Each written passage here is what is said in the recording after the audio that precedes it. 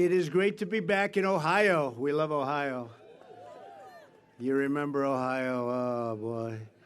It was supposed to be close. It wasn't close. And so wonderful to speak on the shores of the very magnificent Ohio River. We're here today to talk about rebuilding our nation's infrastructure. Isn't it about time? Spending money all over the world, except here. We don't spend our money here. We spend it all over. And we'll do it using American labor, American energy, American iron, aluminum, and steel.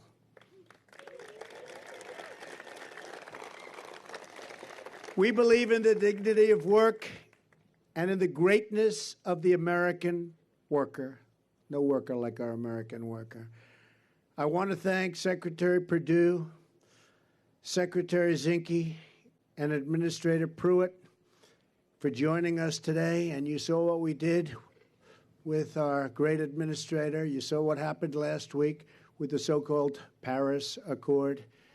We will keep our nation so great and so strong, and we will never have outside forces telling us what to do and how to do it, believe me.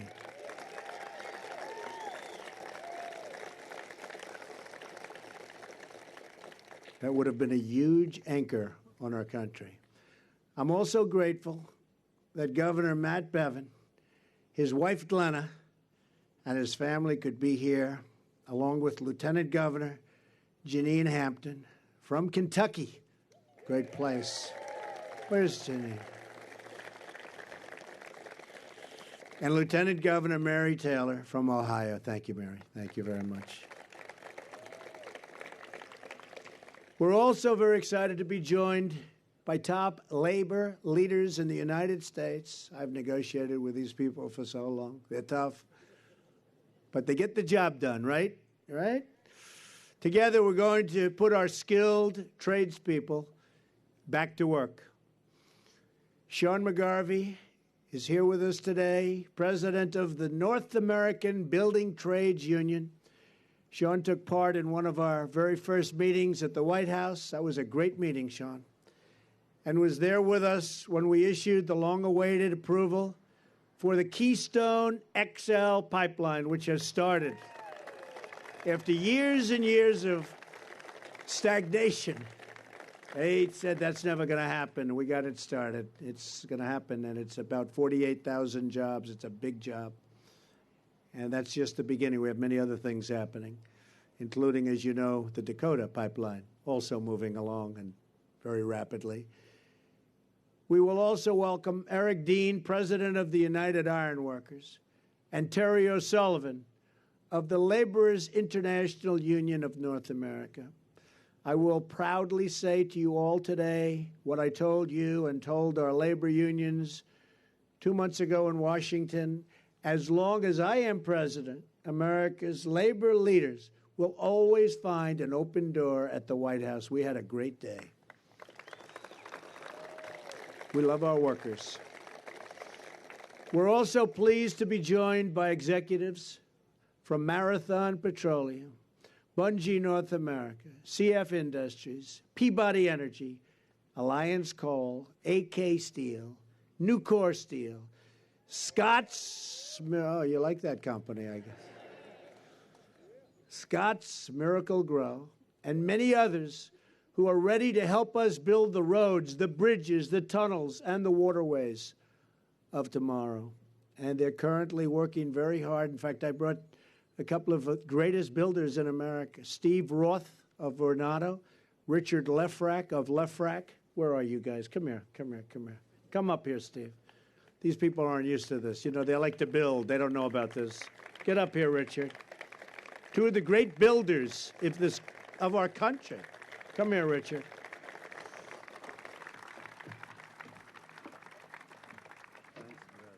Oh, watch. Oh, I have to do this. Do you want to say anything, fellas? They're not big talkers. Yeah, I'll say unless they're behind the desk, they're big talkers. Go ahead, Richard. Go. We're all fortunate to have the greatest builder in America, Donald J. Trump.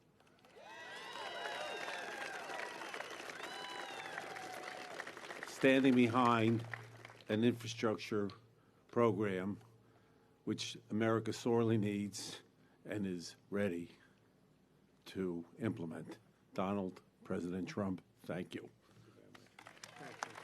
Steve, come, say. Huh? No? Come here. Get off the stage, fellas. That's it. Richard, that was a good job. Thank you. These are great builders, and we're watching, and they're looking over our shoulders. Believe me, they don't need the money. They're not doing it for that. I said, make sure it's going to come in on time, under budget, maybe even ahead of schedule. But we say on time, under budget, and they're going to be watching and looking over some of the big jobs that we have planned so it gets done properly, not these jobs that take 14 years to build when they're supposed to be completed in 18 months. You've been hearing about them a little bit, right? That's been the standard. It won't be happening, not in this administration. The American people deserve the best infrastructure anywhere in the world. We are a nation that created the Panama Canal, the Transcontinental Railroad, and the Internet. If you think about this, the great highway system, the interstate highway system, we don't do that anymore. We really don't. We don't even fix the old highways anymore. We'll take even fixing them, but we're going to get them going again like they've never been before. These projects not only opened new lanes of commerce, but inspired the immigration and the dreams of millions and millions of people. We crafted monuments to the American spirit. It's time to recapture our legacy as a nation of builders and to create new lanes of travel, commerce, and discovery. And we're going to see all the way into the future, and the future is going to be beautiful, and the future is going to be bright. In my campaign for president, I traveled all across the nation. I saw the crumbling infrastructure. I met with communities that were desperate for new roads and new bridges.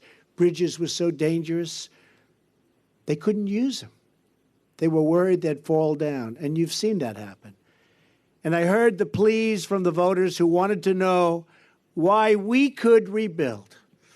Foreign countries, my big thing, we build in foreign countries. We spend trillions and trillions of dollars outside of our nation, but we can't build a road, a highway, a tunnel, a bridge in our own nation. And we watch everything falling into disrepair. It's time to rebuild our country, to bring back our jobs, to restore our dreams. And yes, it's time finally to put America first. And that's what I've been doing, if you haven't noticed.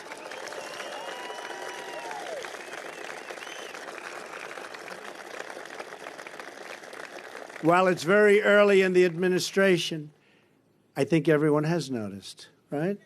We have noticed. The people are noticing like they've never noticed before. We're already making historic progress. Last month, unemployment fell to its lowest point in 16 years. Right now, thank you. Right now, more small businesses are planning to hire than at any point in the last decade. Last week, the stock market soared to record highs, highest ever, boosting the pensions and your retirement accounts and those of hardworking Americans. I've just returned from a trip overseas that secured more than $350 billion of military and economic investments into the United States. That means millions of jobs.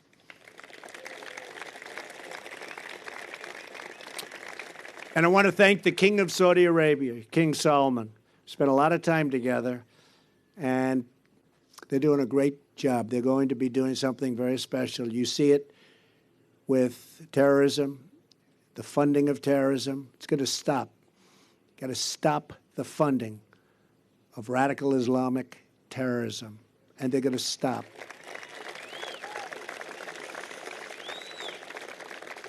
And they hosted over 50 all-Muslim countries. They said there's never been anything like it in our history. In the history of this world, there has never been anything like what took place 2 weeks ago in Saudi Arabia. And I'm very proud to be a part of it. And hopefully that can be the beginning of the end to this horrible, horrible situation that the world is suffering right now called terrorism. We're going to put an end to it, and we have to be very tough, and we have to be very smart, and we have to be very vigilant, and we're going to end it.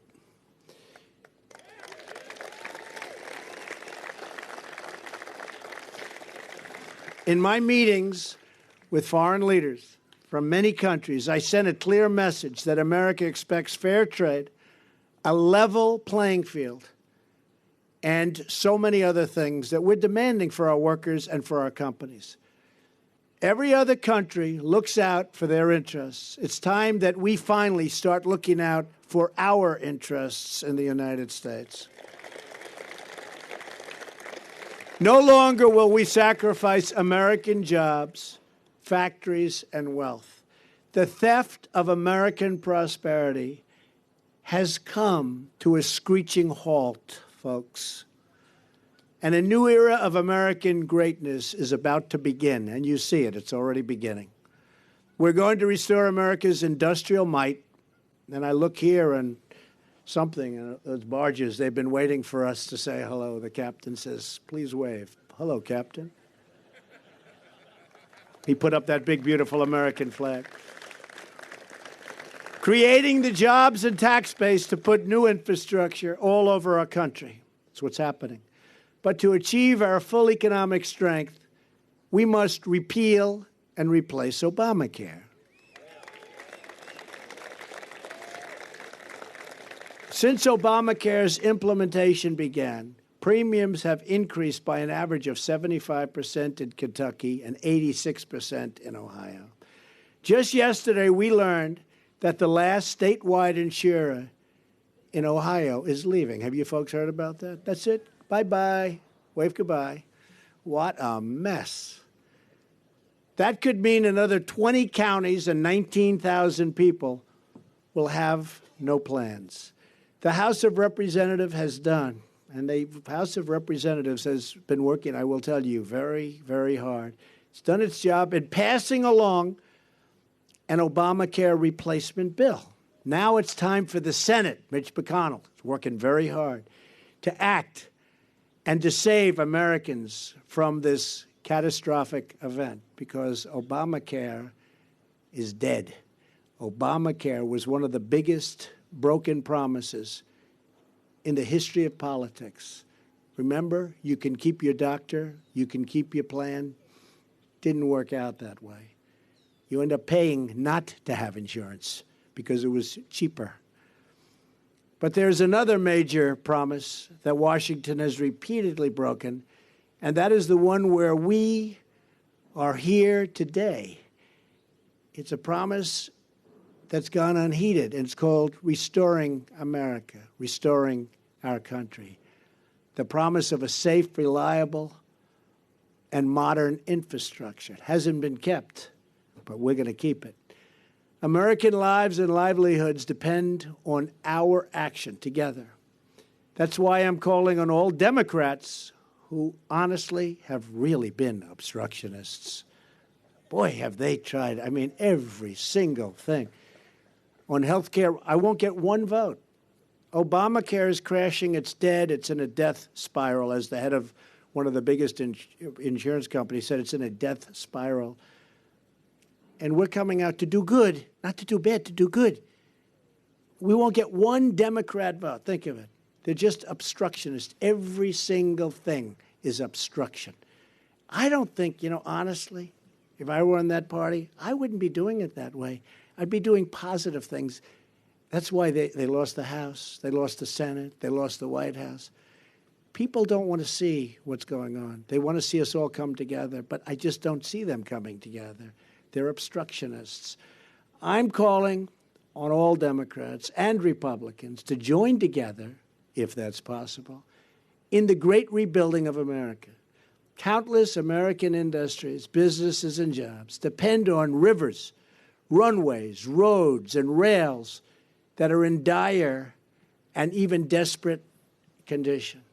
And millions of American families rely on their water and pipes and pumps that are on the verge of total failure and collapse. We are pleased to be joined today by representatives from many, many industries that depend on a truly critical component of our nation's infrastructure, the 12,000 miles of inland waterways. We have farmers, coal miners, and by the way, those coal miners are happy. Coal miners, oh, they like Trump. They like Trump. Same with steel workers and oil workers. We've taken those restrictions and those horrible regulations off your companies. We're going to have clean, beautiful air, clean, beautiful crystal water. But you're going to have your jobs also. You're going to have your jobs. Maybe more than ever before. So I want to salute each of you for the work that you've done, and maybe more importantly, for the work that you're about to do, because it's going to be a beautiful thing. You watch. These citizens know firsthand that the rivers, like the beautiful Ohio River, carry the lifeblood of our heartland. In fact, I'm very proud that behind us today are those 12 barges. Look at this, West Virginia. Do we love West Virginia? West Virginia. They're filled with West Virginia coal. And, you know, next week we're opening a big coal mine. You know about that. One in Pennsylvania. It's actually a new mine. That hadn't happened in a long time, folks. But we're putting the people and we're putting the miners back to work. The contents of just one 9-barge towboat, like the one behind me, carries the equivalent of 1,000 semi-tractor trailers. People don't realize it. People don't realize it, but they do now. Roughly 60% of United States grain exports travel down these waterways to the Gulf. More than half of all the American steel is produced within 250 miles of where we're standing right now, and its production depends on the inland waterway system. And wait till you see what I'm going to do for steel and for your steel companies. We're going to stop the dumping and stop all of these wonderful other countries from coming in and killing our companies and our workers. You'll be seeing that very soon. The steel folks are going to be very happy. Up to 25% of the nation's energy cargo relies on these channels and the refineries along their shores. But these critical corridors of commerce depend on a dilapidated system of locks and dams that is more than half a century old. And their condition, as you know better than anybody, is in very, very bad shape. It continues to decay. Capital improvements of this system, which is so important, have been massively underfunded. And there's an $8.7 billion maintenance backlog that is only getting bigger and getting worse. Last December, up the Ohio River near Pittsburgh, one lock built more than 50 years ago had to be shut down for 5 days due to hydraulic failure. And you know what that means. 5 days means everything comes to a halt. We simply cannot tolerate a 5-day shutdown on a major thoroughfare for American coal, American oil, and American steel, which is going to get more and bigger. America must have the best, fastest, and most reliable infrastructure anywhere in the world. We cannot accept these conditions any longer. A few years ago, a gate broke from its hinges at the Markland Locks on the Ohio River in Kentucky. It took nearly 5 months to repair. Any of you know about that? Wasn't a pretty picture, right? Right? I don't think so. And in 2011, a massive section of canal wall collapsed near Chicago, delaying everything, and it seemed like forever. Great American businesses like Land O'Lakes, which is here today, from Minnesota. Where are they? Stand up. That's good stuff. Come on, stand up. Good. Good stuff. Fear that the lock and dam systems they rely on are no longer dependable. I am here with a message for you and for all of the great businesses that are gathered with us, and maybe more importantly, because that's what it's ultimately about, those businesses, workers. Together we will fix it. We will create the first-class infrastructure our country and our people deserve. My new vision for American infrastructure will rebuild our country by generating $1 trillion in infrastructure investment. Our infrastructure program, $1 trillion.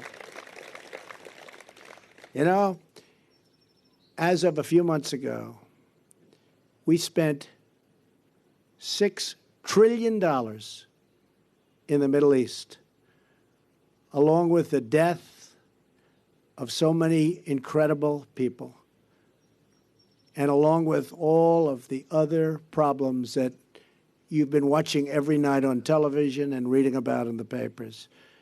$6 trillion. And yet, if we want to fix a road, or we want to fix a school, or we want to make sure that a bridge doesn't collapse in our country, forgetting about even building new ones, we don't ever seem to have the money. Got to change, folks. It's got to change. Something wrong. Something wrong.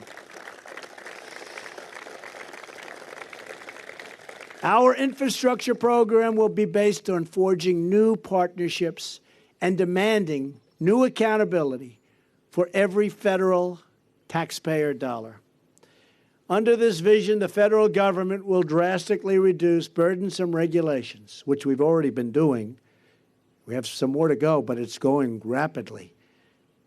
I think when people tell me, you know, we're doing the largest tax cut in history, people are more impressed with the fact that we've cut so many regulations. If they had their choice, which is hard to believe, nobody would have believed it. So we're getting rid of the regulations, and we're massively streamlining the approvals and the permitting process. Already, my administration has expedited environmental reviews and critical energy projects all across the country. They're getting approved so fast. Thousands and thousands of big jobs, big jobs. I don't mean individual jobs. I'm talking about project-type jobs. Thousands of them are being approved rapidly. And if they're not environmentally sound, they're not going to be approved. But we'll tell them you're not going to get approved. But thousands of jobs are being approved all over the United States. And I'm very proud of it. And Scott Pruitt has been right at the forefront, and he's done an amazing job.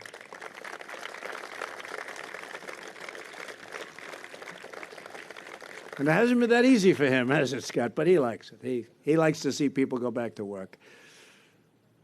And he likes to make sure that the environment is perfect and clean. I want to add that, too. I'm pleased to announce that the Dakota Access Pipeline, which I just mentioned, is now officially open for business, a $3.8 billion investment in American infrastructure that was stalled. And nobody thought any politician would have the guts to approve that final leg. And I just closed my eyes and said, do it.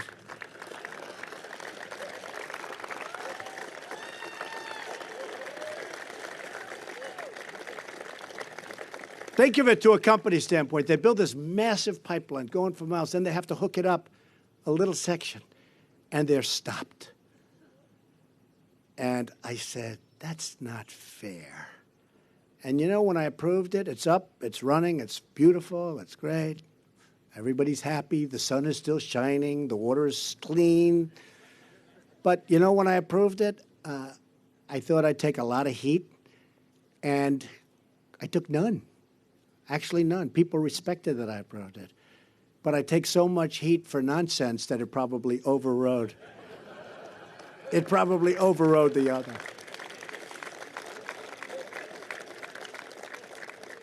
It's like a decoy. America built the Golden Gate Bridge in just 4 years and the Hoover Dam in 5 years. Think of that. It should not take 10 years to get approvals for a very small little piece of infrastructure. And it won't. Because under my administration, It's not going to happen like that anymore. We will work directly with state and local governments to give them the freedom and flexibility they need to revitalize our nation's infrastructure. At least $200 billion of the $1 trillion plan will come from direct federal investment. Working with states, local governments, and private industry, we will ensure that these new federal funds are matched by significant additional dollars for maximum efficiency and accountability. We'll have people watching over each one of these jobs, and every penny will count to them. Taxpayers deserve the best results for their investment, and I will ensure that this is what they get. The last administration passed a stimulus package of which only a tiny 7% went to infrastructure, and much of that was just wasted money. You folks up front, you know what I'm talking about. The great infrastructure plan, nobody saw any money. Remember shovel ready, right? Shovel ready wasn't shovel ready. That I can tell you. We're not going to repeat that mistake. That's not going to happen again. Instead, our plan will help states and local governments prioritize their most pressing infrastructure needs, building transformative projects that create a flood of wealth and opportunity to benefit every part of our country, especially rural America. The companies here today are prepared to work with us, and these are great companies today. And you're going to work with us to make sure the right infrastructure gets built and funded quickly, and it's going to be in the right location. Everything about it is going to be right. Businesses like these are ready to invest and create in jobs, but we have been waiting for a responsible partner in the federal government. You've been waiting for a long time. Now you have one.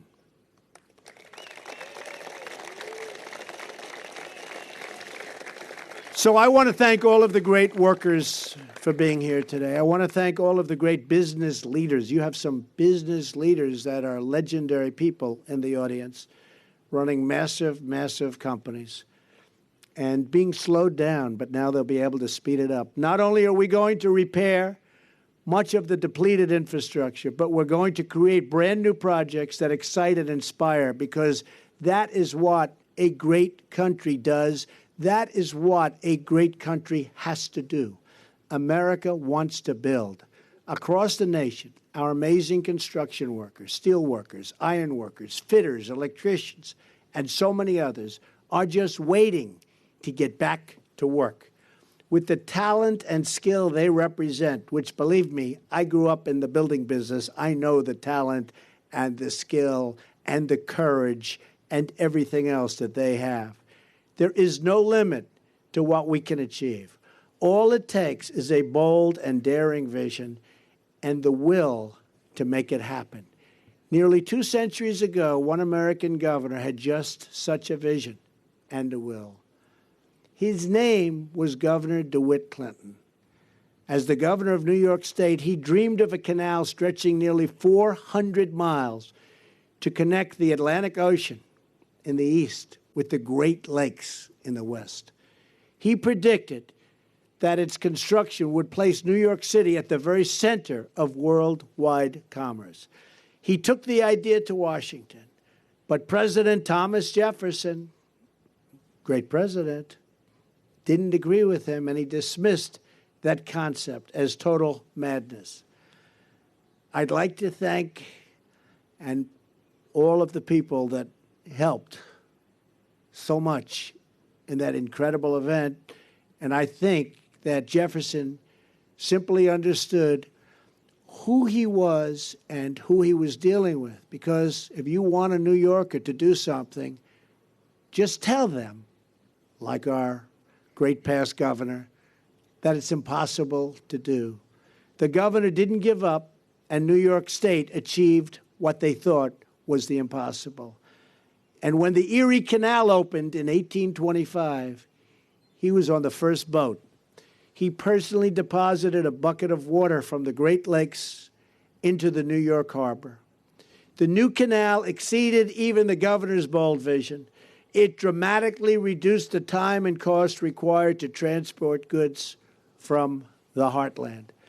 As a result, new settlers rushed into the Midwest, including to right smack here.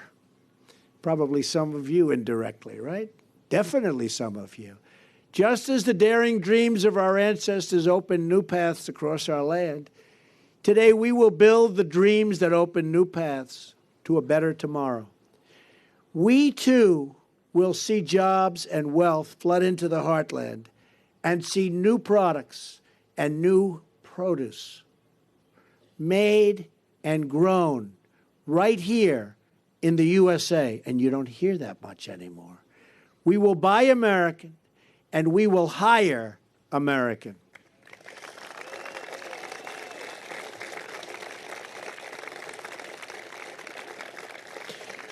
We will not, so importantly, be content to let our nation become a museum of former glories. We will construct incredible new monuments to American grit that inspire wonder for generations and generations to come. We will build because our people want to build and because we need them to build. We will build because our prosperity demands it. And above all, we will build because that is how we make America great again. Thank you. God bless you. Go out there and work. You're going to see some amazing things happen over the next long period of time. Thank you, everyone. It's a great honor to be with you. Thank you.